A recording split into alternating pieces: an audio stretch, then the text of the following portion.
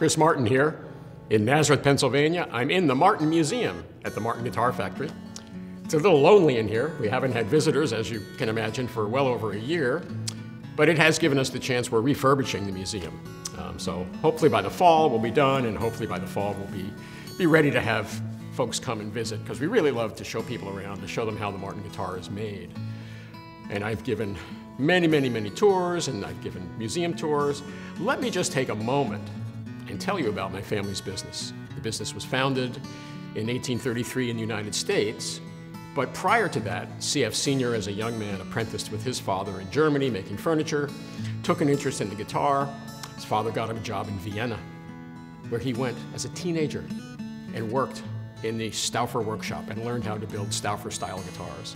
Came back to Germany with a wife and a kid, and for many reasons decided to seek opportunity in the New World. And so he got on a schooner and opened up a shop in Manhattan at 196 Hudson Street. And in fact, if you're in Manhattan, Manhattan's opening back up, and you're down in Lower Manhattan, on that 200 block, on the corner of the building is a little plaque that says, in this block was the first Martin Guitar Workshop. They moved to Nazareth in 1839 with the family, and we've been here ever since. Generations. C.F. Sr., C.F. Jr., Frank Henry, my grandfather, my father Frank, me, and maybe someday my daughter Claire, who's only 16, so time for that. And along the way, what things happened that made us still be relevant today? Early in his career, CF transitioned from making Stauffer guitars to what really looks more like a Spanish classic guitar. I think that was an easier sell to people. I mean, the only thing I take away from the Stauffer style is that curious curly Q headstock. Do you think Leo Fender might have been inspired by that? I do. So then, of course, and he invents the X bracing. Over time, it wasn't like one night he went to bed and said, I'm going to stop using fan bracing and start using X bracing. We think he did it to move the braces out of the way when he would put a pin bridge in, as opposed to tying the strings, which you often do on a very traditional Spanish classic guitar. And those pins might have been like banging into a brace, so he moved them out of the way and eventually came up with the X bracing that pretty much everybody who makes steel string guitars uses a variation of Martin X bracing, or at least has used it and said, okay, I'm going to stop copying Martin and do my own thing. But we're very proud of the X bracing, and served us well for all these years. And then when you talk about Frank Henry, he was entrepreneurial like his grandfather, and he got us into the mandolin business and the ukulele business. And we're still in that business today. In fact, we have reasserted ourselves as being a part of the ukulele community. And at the Winter NAMM show, the virtual Winter NAMM show, we introduced a couple of new ukes, including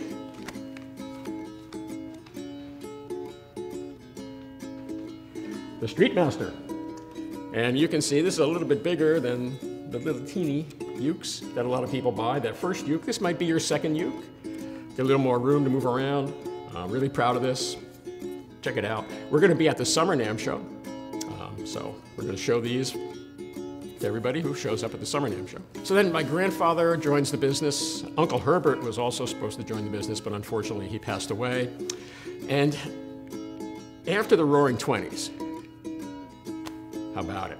Coming out of the Spanish flu, then the Roaring 20s, and then the Great Depression. During the Great Depression, we backed away from mandolins, ukuleles, because people weren't in the mood, but we continued to make guitars as best we could. We came out with the all mahogany guitars, which we still make today. They have quite a following. Very basic, pure Martin guitar, no frills, but works just as well as a D45 and in terms of what you want out of it. And the Dreadnought. And I think Brian Majeski is right, Brian from Music Trades, when he said, Chris, the Dreadnought guitar is probably the most copied shaped guitar on earth. I'm very flattered, and you can still buy the real thing. So, Gearfest, virtual again. I'll bet next year it's going to be in person. Either way, it's a fun time. We're so happy and proud to be a part of it. I have a couple of things to say as NAMM chairman, not so much as chairman of Martin Guitar. As NAMM chairman, I want to thank John Hopkins for joining the NAMM board. I look forward to seeing you, John, and your spouse, and I think your granddaughter, at the next board meeting coming up in June. And I want to, in particular, give a shout out to Chuck.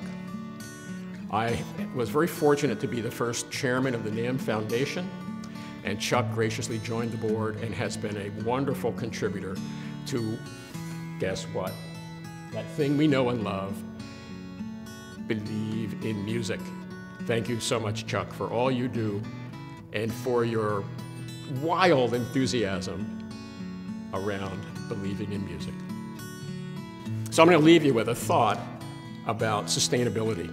You know, my family's been in the business of making guitars out of exotic wood for a long time, and I want to be able to continue to do that. And so we have to take really good care of these woods. There's a reason they're called rare exotic timbers. And this is an earth guitar. It's all certified. And so you can be confident that if you buy this guitar, all the wood came from certified sources. And in fact, today, the vast majority of the wood we use, fortunately, comes from certified sources. This one is so certified that it actually gets on the teeny label, Forests for All Forever. How cool is that? And it's got the frog from the Rainforest Alliance and some really cool artwork from my cousin Robert. Check it out. I think you'll like it. Thanks.